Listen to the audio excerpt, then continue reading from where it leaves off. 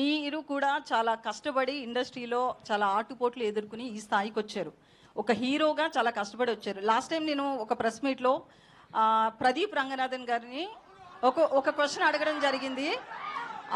హీరోగా ఆయన చాలా కష్టపడి వచ్చాడని ఆ కష్టాన్ని చెప్పాలి అనుకున్నాను, కానీ ఆయన్ని డీగ్రేడ్ చెయ్యాలి అనుకోలేదు. ఇప్పుడు మీరు కూడా సేమ్ అట్లనే ఎలాంటి బ్యాక్గ్రౌండ్ లేకుండా ఒక ఇండస్ట్రీలో ఒక సక్సెస్ఫుల్ హీరోగా రన్ అవ్వాలి అంటే అది ఆషామాషి కాదు. మీరు చాలా ఫేస్ చేసి వచ్చారు.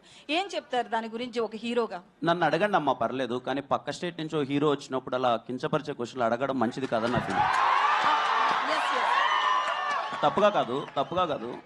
నన్ను అడిగితే మీరు కానీ నేను కానీ మనం అవుతామ్మా. మీరు నన్ను ఒక మాట అన్నా పడతాను, నాకు ఏదైనా ఒక మాట చెప్పినా పడతాను. పక్క స్టేట్ నుంచి ఒక హీరో మన దగ్గరకు వచ్చినప్పుడు మీ లుక్స్ ఇలా ఉన్నాయి ఏంటి అని చెప్పి అలా కించపరచడం అయితే నాకే చాలా బాధగా అనిపించింది. విన్నారా కిరణ్ గారు? మీరు క్వశ్చన్ చాలా మంది కట్ చేసి పెడుతున్నారు, అది విన్నారా పూర్తిగా? చాలా మంది జర్నలిస్టులు కూడా ఒక పిఆర్ కంటెంట్ యాడ్ చేయడం కోసము జర్నలిస్టులో ఎంకరేజ్ చేసి ఏదో చేస్తున్నారు. ఓకే, అదంతా వేరే విషయం.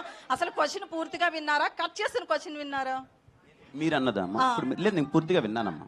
అంటే నా ఉద్దేశం ఏం లేదు. విత్ రెస్పెక్ట్ యూ అండి, విత్ రెస్పెక్ట్ యూ నేను అడిగింది ఏంటంటే, నేను అన్నది ఏంటంటే, నిజంగా పక్క స్టేట్ నుంచి ఒక హీరో ఇక్కడికి వస్తున్నారు అంటే మన రెస్పెక్ట్. బాలీవుడ్ అని ఉండదండి. అతన్ని నేను ఏమడిగాను అంటే, మీకు సరే నేను ఒక విషయాన్ని అయితే అందరికీ చెప్పాలనుకుంటున్నారు.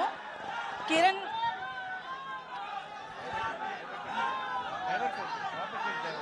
ఒక్క నిమిషం, సారీ అండి, మీరు అడగండి ప్లీజ్, మీరు అడగండి. నేను ఒక హీరో కష్టపడిన దాన్ని చెప్పించాలి అనుకున్నాను, కానీ ఆయన నేను తక్కువ చేయాలనే ఉద్దేశం నాకు లేదు. ఇది మీరు ఒక కష్టపడిన హీరోగా మీకు తెలుస్తుంది కాబట్టి మాత్రమే నేను ఈ రోజును కూడా మిమ్మల్ని అది గుర్తు చేస్తున్నా, అంతే. ఇంతకు మించి ఇక్కడ ఏం లేదు.